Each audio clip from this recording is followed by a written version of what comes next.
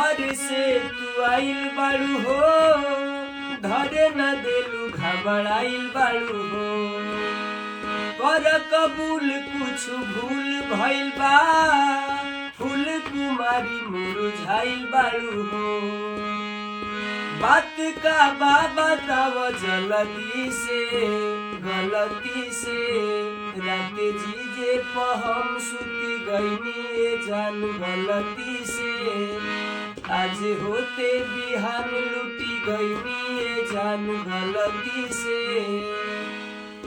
घुस गईलू जाके कैसे कमरा में हो, अंतर न बुझलू का हमारा में हो।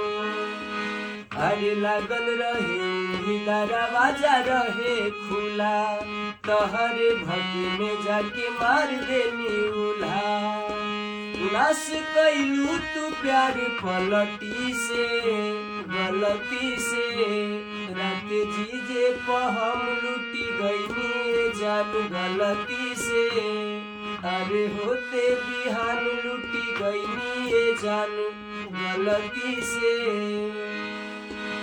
टूटी गई दिलवा पहिले चक्कर में हो, जीजा साली के खाली टक्कर में हो। कि टूटी गई दिलवा पहिले टक्कर में हो, जीजा साली के खाली चक्कर में हो। दूसरा सुदूस के बा होता अफसोस हो, मुना बड़े खुश तू नाराज अंकुश हो। मन करे कि मारी गलती से, गलती से रात जीजे हम सुती गईनी जान गलती से।